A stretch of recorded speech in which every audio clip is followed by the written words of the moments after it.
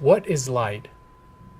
It took experiments over several hundred years before the fundamental nature of light became obvious.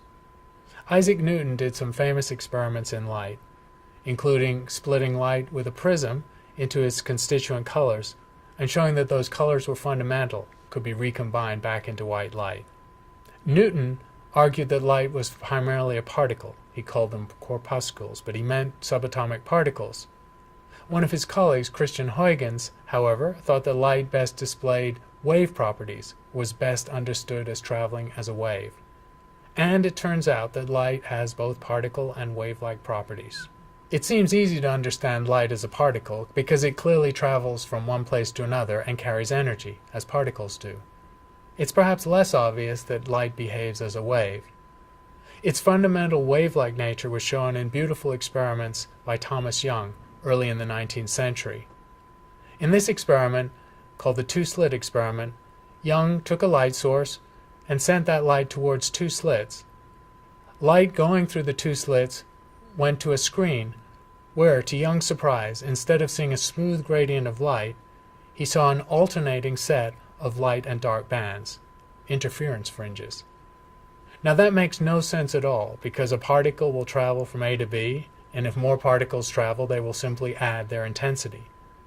But it does make sense in terms of waves. In Young's slit experiment, light coming from one of the slits could correspond to a wave where the trough was at one position, whereas light coming from the other slit was at the peak. The peak and the trough cancel out, leaving darkness. At an adjacent position, the two peaks coincide, and so the intensity doubles. Young's slits and the interference result is only understandable in terms of wave-like properties. Around the same time, other wave-like properties like diffraction were first observed. The fundamental theory of light did involve its wave-like properties. It came from James Clerk Maxwell in the middle of the 19th century. He produced an elegant theory based on four equations which related oscillating electric and magnetic fields and showed that those oscillating electric and magnetic fields would travel or create a signal that propagated at the speed of light, 300,000 kilometers per second in a vacuum. This is the fundamental phenomenon of light and also of other forms of electromagnetic radiation, like gamma rays and radio waves. Light, or other forms of electromagnetic radiation, can be characterized by electric and magnetic fields oscillating, and in fact, any time an electric or a magnetic charge is accelerated, it leads to the emission of electromagnetic radiation, and that indeed is how many of those forms of radiation are actually generated. It was Einstein, early in the 20th century, who did beautiful experiments to show that light also had particle-like properties, and had to be fundamentally thought of as a particle too.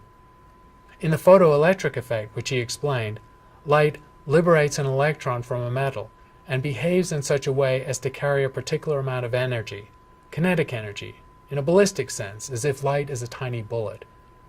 The word for this light particle is photon.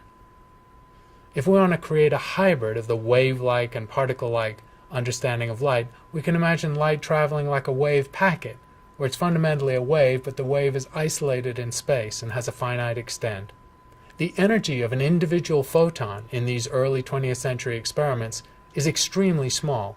An average light bulb is emitting many, many trillions of photons every second. But in subatomic experiments, we can isolate single photons. And the scale that characterizes the energy of a single photon is set by one of the most important constants in nature, the Planck constant. And it was the physicist Planck who first put a number on this. Returning to light as a wave, we can characterize it by two attributes, a wavelength and a frequency. If you want to think of an analogy, think of a train passing by a fixed point, which could have boxcars of a particular length. All forms of light and other electromagnetic radiation are observed to travel at the same speed. It's also the speed limit of the universe, the fastest that any signal can travel in the universe. It's denoted by the symbol small c, and it's 300,000 kilometers per second. The frequency of a light wave is how many peaks or troughs pass a fixed point every second. The wavelength is the distance between any two peaks or any two troughs. So we can see that the product of the frequency and the wavelength equals the speed. We can also see the inverse relationship between frequency and wavelength. Let's use the train analogy. Imagine you have two trains traveling at the same speed, which would be true of any two electromagnetic waves.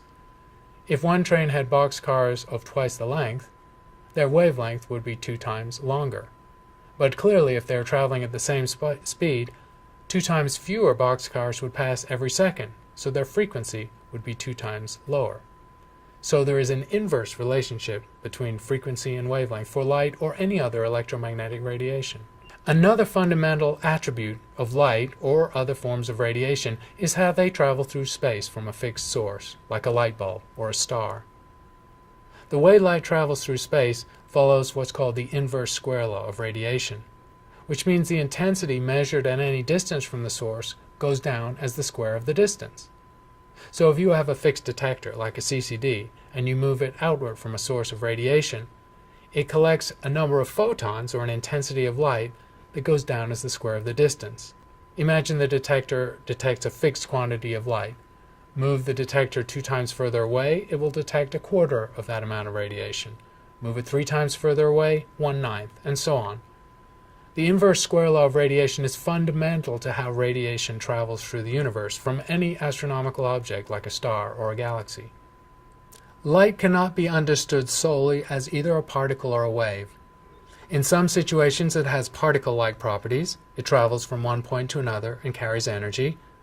In other situations it has wave-like properties. It can have the phenomena of interference and diffraction. In the end, we have to understand light as both. Photons is the name for the particle nature of light, and we understand photons to be like a wave packet, where there are still peaks and troughs in an intensity of radiation.